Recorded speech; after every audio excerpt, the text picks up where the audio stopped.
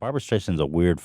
She's a weird one, you guys. Barbra Streisand. I don't know if you know who she is. She's an old-time singer, very popular in her time, very wealthy. Most people know. I was about to say that too, Hila, but I don't know. Do young people really know who Barbra I'm not Streisand very is? familiar with Barbra Streisand. What's a famous song of hers? Name one. You got me. She was an actress. She was in a bunch of movies. Pretty something. Pretty. Well, she's most the famous. original Star is Born. That's right. She's most famous to me for cloning her dogs. There you go. One of her dogs passed of old age, and she cloned them, and she's just got a whole gaggle of cloned dogs. Which, I mean, if you want to know how out of touch a person can possibly be with normal life, then feast your eyes on Barbra Streisand with 3 cloned dogs and a face that really is stopping to look human. She's got so much plastic surgery. She's got that inhuman look. I mean, obviously that's probably Photoshop, but she's like 75. No, but it's years puffy. old or something. She's got that puffy for plastic surgery face. Yep. Right, Hila? She does, but she can't say she's not looking good for the age. Well, sure. I mean, but Barbara. She's 76. Let me find an unphotoshopped. Wow. Oh, she's probably injecting fucking crazy baby foreskin. too. Funny Girl was the movie I was trying to think of. Famous movie she was in. And she has so much plastic surgery. Her lips start to do this thing where it like wraps under her teeth or something. But hey, 76? Yeah, but it doesn't make you younger. People know that, right? It doesn't actually make you younger. You're still old. It's like, who are you kidding? Actually, it doesn't look that bad here, the plastic surgery. Anyway, that's beside the point. Look at those clone dogs, man. They're probably dumb as dirt when you clone a dog. Dumb as her. I feel like their IQ must lower when you clone it. I don't know. They look cute to me. Would you clone Shredder? I'll take one of those. I'll take a Shredder clone. It's not going to be anything like him, right? You can't. Just a Yorkie. Just get another Yorkie. No, you can't be. And it's also like it's a desecration of the memory of the real individual, the real Shredder. He was. There's only one. There's only Shredder. one. Exactly. Then you fall in love with you can create a new relationship with a new animal once you're over that loss. I wouldn't clone Shredder because there's only one. He is Shredder. Yeah, I mean the same. You could say the same for any human being. Yeah. I'll take a Shredder clone and call him Splinter. He can be arch nemesis. You will never get a Shredder clone.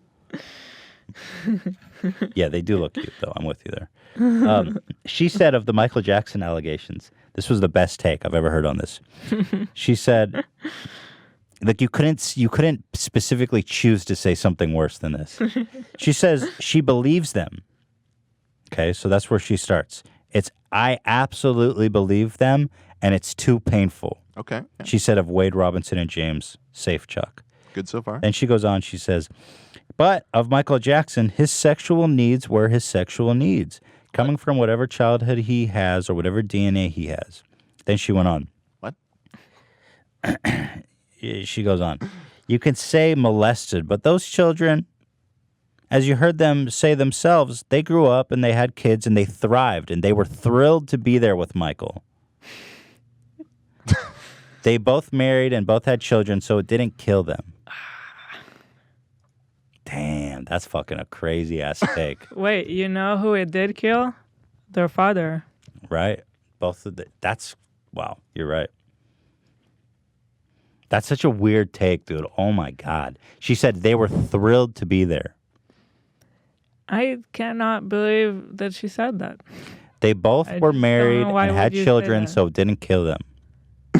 And Michael just had to do what he had to do because he wanted to fuck kids.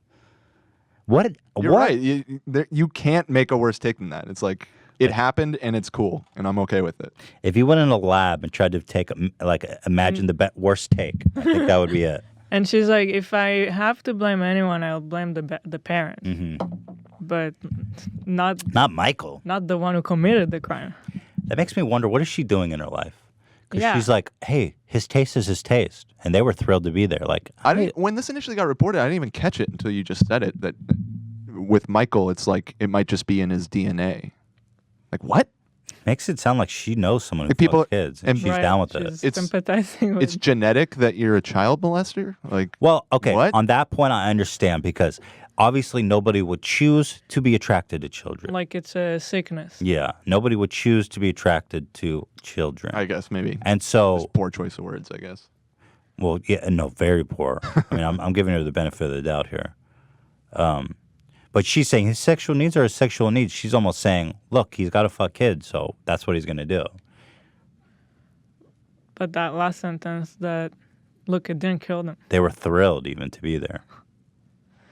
Yikes. How could you watch the documentary and come to that conclusion? Seriously. Because she, on one hand, admits, oh, I believe them. Yeah.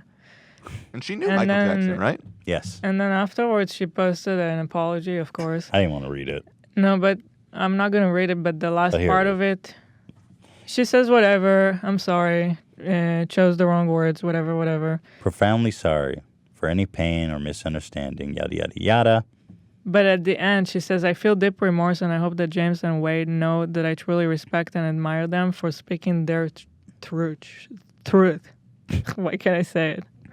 Yeah, whose truth? Their truth. She's like, listen, it's your truth. You know, I know you were thrilled to be there at the time. Doesn't it almost make it like...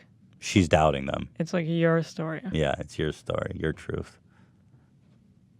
Man, that's a fucking crazy take. Barbra Streisand's a weirdo. She, you guys have probably heard the saying, the Streisand effect. That started from Barbra Streisand. This is an interesting story. The term alluded to Barbra Streisand, who had sued photographer Kenneth Alderman for violation of her privacy. She was suing for $50 million and endeavored to remove an aerial photograph of Streisand's mansion from the publicly available collection of 12,000 California coastline photographs. Edelman's photographed the beachfront property. Let me pull up the picture, actually. That'll be an even perfect setting. Oh, she's going to sue us. Nope. I didn't take the photo. She lost. Yeah, she lost. Big time. Photo. Santa Barbara. I'm so bad at spelling. This is like a joke. I'm so glad you guys can't see my monitor. Oh, here it is. This is the photo. Okay. Big ass mansion on the How coastline dare of Santa he? Barbara. So, I'll continue. It was publicly available from a collection of 12,000 photos of California coastal photographs. So it wasn't even a photograph of her house. It was just a coastline in which her house happened to be there.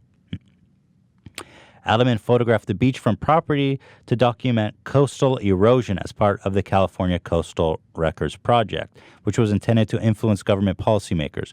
Before Streisand filed her lawsuit, image 3850, which had her house in it, had been downloaded from Edelman's website only 6 times. 2 of those were downloaded by Streisand's attorneys. As a result of the case, public knowledge of the picture increased greatly, and it was downloaded more than 420,000 times. Then the lawsuit was dismissed, and Streisand was ordered to pay the legal fees, which amounted to $150,000. That means that she lost so egregiously that her lawsuit, the judge found to be so egregious that she ordered her to pay the other dude's legal expenses. Dude had to pay $150,000 to defend himself, and that was back goddamn long-ass time ago. This shit is so expensive. So here's the picture. Nice house.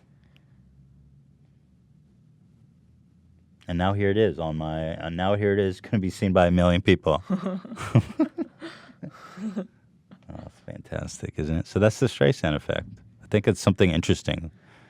The Streisand effect, if you don't know, is when you try to remove something from the internet, that it makes it more visible.